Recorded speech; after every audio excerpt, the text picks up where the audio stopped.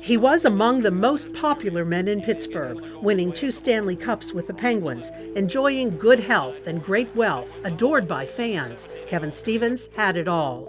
He wanted my life, and I had it, and then I made this decision. One night of partying and then the hit. A devastating injury led to opioid painkillers and dropped him into a downward spiral of addiction. There were arrests, rehab, relapse. He lost everything.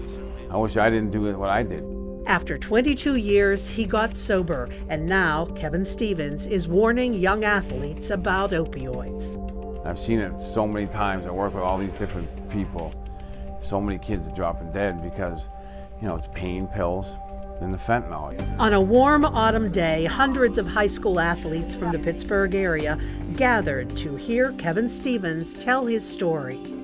The next thing you know, my life is way up here, and I did that drug. Now you guys know it. You can look and it just goes like this. And that's what life, that's what it does to you.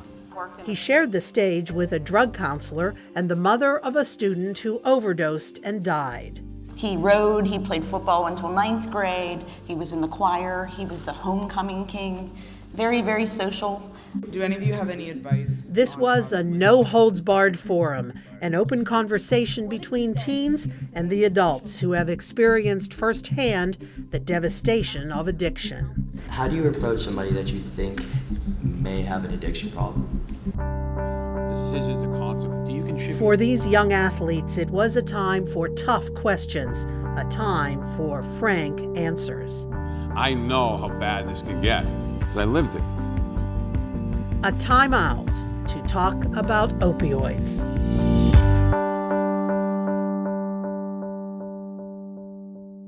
Welcome, all of you, to our Student Athlete Leadership Summit. That we want to try to be creative in the ways that we raise awareness, help each other, support each other as a community and as a friend, and to just destigmatize, stop judging people, people that are suffering from addiction, families and friends that are also suffering with them. We're going to learn today about some of those issues, and we encourage you guys to talk about it too.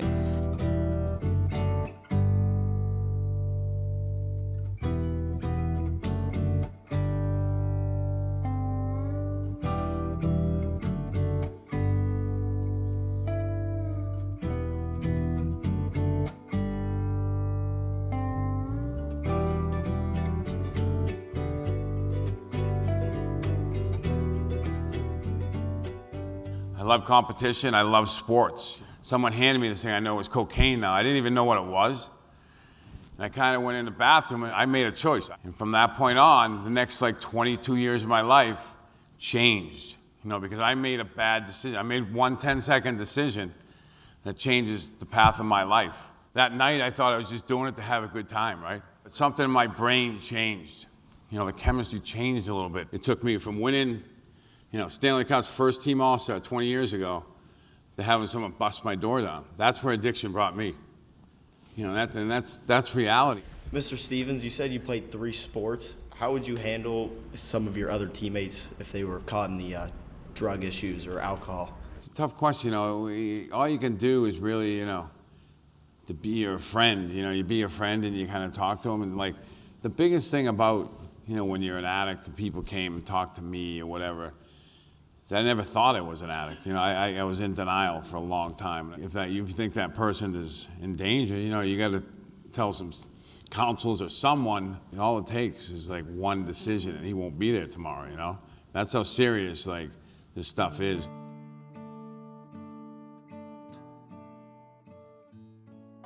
Every 96 minutes, someone overdoses. Did you know that? Every 96 minutes.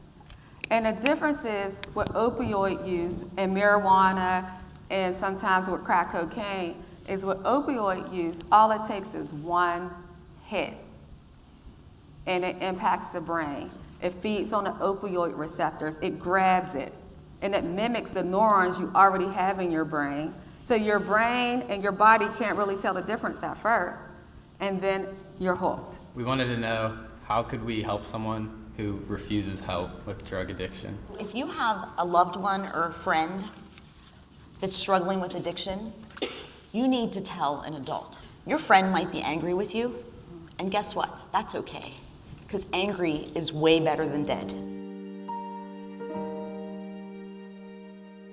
He wasn't a junkie. He was lovable, well-liked, but secretly troubled. And on January 1st, at about 8:45 in the morning, we found him dead in his bedroom. You can't force them into it.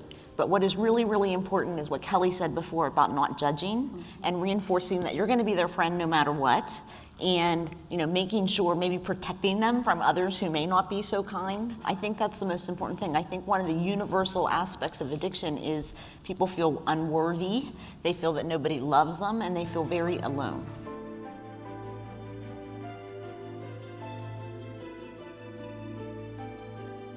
If you're at a party and you have a friend who drinks too much or overdoses or is in trouble, any type of trouble like that, if you call authorities, medical authorities or the police, and you stay with that person until they arrive, no one in that premises can be charged. So don't let your friend die on the floor. Make the call. What would you say is the hardest part about recovery, and how would you help and support someone through it? You have to change. You have to be have willingness to change everything pretty much in your life. For me, it's just about, it was about people helping me. I'm an addict, I'm a drug addict. I need to hang around people that are doing the right thing. To what extent do you think social media has in perpetuating this issue? And what should we be aware, like when we look at something or hear something, what should be going through our minds? I think social media has a large impact on this issue. I think that the music industry glamorizes opioid addiction, but I also think that on social media, you'll see your peers or someone you may know posting pictures, smoking weed or getting high. You can inbox them and say, hey, I saw you on social. You don't have to post it on there, but inbox them individually and just say, hey, I saw this on your page and I'm just concerned. Let me know if you want to talk. Because usually when they're posting images like that, usually it's because they're hurting inside. What are some catchphrases or different ways that they can get out of a situation that might be one of those 10-minute second decisions where they're at a party and they either have to choose to or not to? Sometimes it's easier to help them come up with a lie to tell their peers. To say, okay, well, oh yeah, my mom just called. I need to get home, because sometimes they may not be ready to say, I'm making a choice not to engage in this behavior because of the fear that it may have and the impact it may have on their participation in that social group. Do any of you have any advice on how to live like a balanced life with sports and school, work, and friendships and everything? At least give yourself some patience and be kind to yourself. Because when you're between the ages of 13 to 25, you're thinking from the back of your brain. So your abstract thinking to think about multiple issues at one time is not all the way there. How was your family affected by this? And then the effect that had, how did they help you in your recovery process along the way? I was married, I had 3 kids, I had to get divorced, like all these things that I built my whole life for, being a great hockey player, having a family, all these things addiction took, and that's the nature of the beast. It's not something, it affects everything, it affects everybody, it ruins, it smashes families, it's one of those things where, it smashed my family, it smashed my parents, my sisters, now, thank God they hung in there, and I got sober, and now they're a very big part of my family. I grew up watching you, Kevin, so I was like, Kevin Stevens is here? No one told me? I can't believe this. This is so cool.